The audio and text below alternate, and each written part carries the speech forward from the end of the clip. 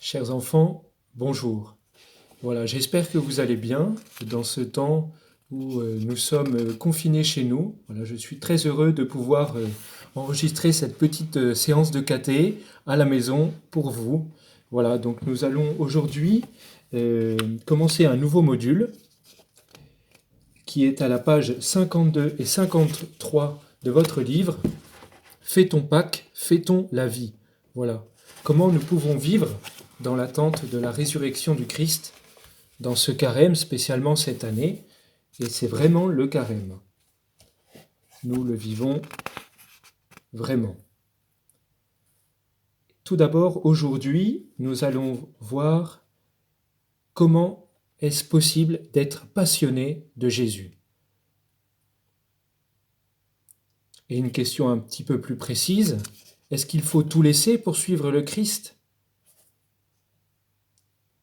Voilà, je vais lire l'encadré à la page 54, l'encadré 1. Assis, je commence par trouver une position confortable. Le dos droit, mais les épaules détendues. Les mains posées sur mes genoux. Je ferme les yeux. Je me concentre sur mes pieds bien posés sur le sol. Mes jambes, mon dos, mes épaules et mes bras, détendus. Je prends conscience de ma respiration. J'inspire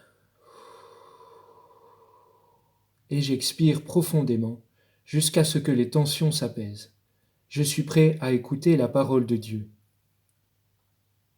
Comme vous le savez bien, cette petite référence MC 10,17-27 veut dire de l'Évangile selon saint Marc au chapitre 10, des versets 17 à 27. Allons-y. Au moment où Jésus veut partir, un homme arrive en courant. Il se met à genoux devant lui et lui demande : « Bon maître, qu'est-ce que je dois faire pour recevoir la vie avec Dieu pour toujours ?» Jésus lui répond : « Pourquoi m'appelles-tu bon ? Personne n'est bon, sauf Dieu. Tu connais les commandements. Ne tue personne, ne commets pas d'adultère, ne vole pas, ne témoigne pas faussement contre quelqu'un, ne fais pas de mal aux autres, respecte ton père et ta mère. » L'homme lui dit : « Maître, j'obéis à tout cela depuis ma jeunesse. » Jésus le regarde avec amour et lui dit : « Une seule chose te manque. Va, vends ce que tu as et donne l'argent aux pauvres. Alors tu auras des richesses auprès de Dieu. Ensuite, viens et suis-moi. » Mais quand cet homme entend cela, il prend un air sombre et il s'en va tout triste parce qu'il possède beaucoup de choses. Jésus regarde ses disciples qui sont autour de lui et il leur dit : « Pour ceux qui ont des richesses, c'est vraiment difficile d'entrer dans le royaume de Dieu. » Les disciples sont très étonnés par ces paroles, mais Jésus leur dit encore : « Mes amis, c'est vraiment difficile d'entrer dans le royaume de Dieu. Est-ce qu'un chameau peut passer facilement par le trou d'une aiguille ? Eh bien, pour un riche, c'est encore plus difficile d'entrer dans le royaume de Dieu. » Les disciples sont de plus en plus étonnés, ils se disent entre eux : « Mais alors, qui peut être sauvé ? » Jésus les regarde et leur dit : « Pour les hommes, c'est impossible, mais non pour Dieu. En effet, pour Dieu, tout est possible. »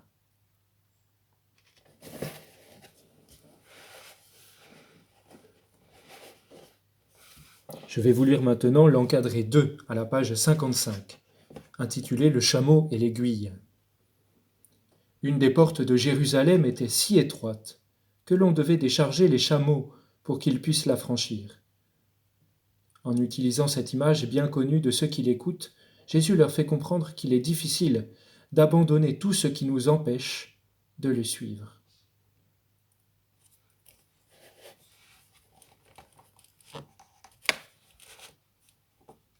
Dans le petit encadré droit en bas, 3, vous pouvez compléter « Qu'est-ce que Jésus demande de plus au jeune homme riche ?» dans l'évangile que nous venons de lire. Il lui demande 3 choses qui commencent toutes les 3 par un V. va pour la première, vend pour la deuxième et vient pour la troisième. En fait, c'est abandonner tout ce qui l'empêche de suivre Jésus. Et c'est un peu ce que nous vivons en ce moment. Voilà. Nous devons faire le deuil pour quelques jours de toutes nos activités, que ce soit à l'école, que ce soit nos activités sportives. Je pense notamment à Quentin, qui peut-être ne peut plus faire de ping-pong, à Célia, qui ne peut plus danser. Voilà. Et en tout cas, je pense bien à vous. C'est vrai que c'est triste d'abandonner tout ça, toutes nos activités qui nous font du bien. Mais peut-être que c'est aussi une invitation pour nous de nous rapprocher de l'essentiel, de notre famille, de ce que le Christ nous demande, à nous qui nous préparons à la profession de foi, d'avoir le Christ comme meilleur ami. Lui, il est avec nous toujours. Voilà, nos copains sont loin, aussi dans leur maison, plus proches ou plus loin de nous, mais Jésus est juste à côté de nous. Voilà. Prenons du temps pour l'écouter, pour qu'il nous aide à patienter, à passer ce temps avec lui et avec notre famille. Voilà. C'est un petit peu se séparer des choses que nous vivons d'habitude et nous cherchons ainsi le sens que peut avoir vraiment notre vie.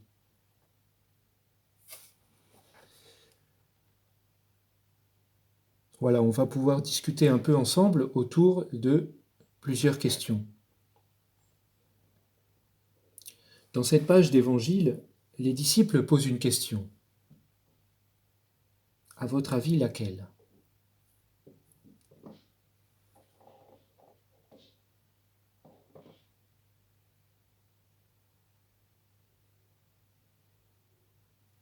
Eh bien, c'est la question « Qui donc peut être sauvé ?» Mais qu'est-ce que c'est être sauvé, après tout ? Eh bien, être sauvé, c'est être avec Dieu pour l'éternité, pour toujours. Et ça, seul le Christ peut nous l'assurer.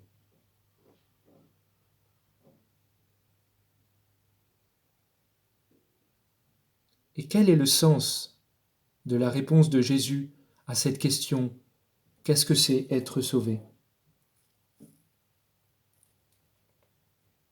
Eh bien, même si c'est plus difficile pour certains d'entre nous que pour d'autres, pour Dieu, tout est possible.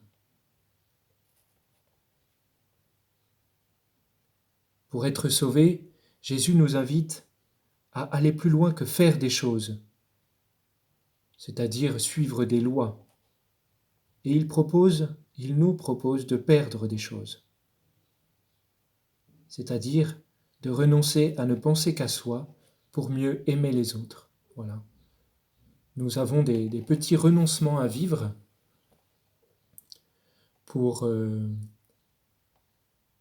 ce temps, voilà, de confinement dans notre maison, avec notre famille, des petits ou des grands renoncements d'ailleurs. C'est plus ou moins difficile pour chacun d'entre nous.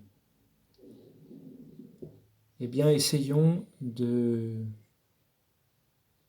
justement de ne pas penser qu'à soi, à son petit malheur, voilà, je suis confiné chez moi, je peux rien faire, voilà. Mais essayons de penser aux autres, voilà. N'hésitez pas à passer un coup de fil à vos grands-parents, à vos familles qui sont éloignées de vous, à vos amis aussi, bien sûr. Voilà. Plus qu'un texto, plus qu'un message sur Snapchat, appelez-les, parlez ensemble au téléphone. Et puis aussi, vous pouvez peut-être écrire à vos grands-parents, ça leur fera très plaisir. Surtout ceux qui sont peut-être isolés. Voilà. Prendre le temps d'écrire une carte. Voilà, moi je vais prendre le temps d'écrire une carte à ma grand-mère qui vit en maison de retraite et qui ne peut voir même pas son mari, qui habite encore dans sa maison. Voilà. Mais je pense que ce temps va nous permettre tout cela que nous n'avons pas le temps de faire dans notre flot d'activités qui sont très bonnes. Mais voilà. Voilà, chers enfants, ce que nous avons pu voir aujourd'hui. Je vous propose cela à votre méditation. Voilà, nous verrons la semaine prochaine pour voir ensemble suivre Jésus avec passion. Qu'est-ce que ça veut dire? Voilà. N'hésitez pas à m'appeler, à m'envoyer un texto, un mail si vous avez des questions. En tout cas, je pense bien à vous et je prie bien pour vous et toutes vos familles. À bientôt. Salut!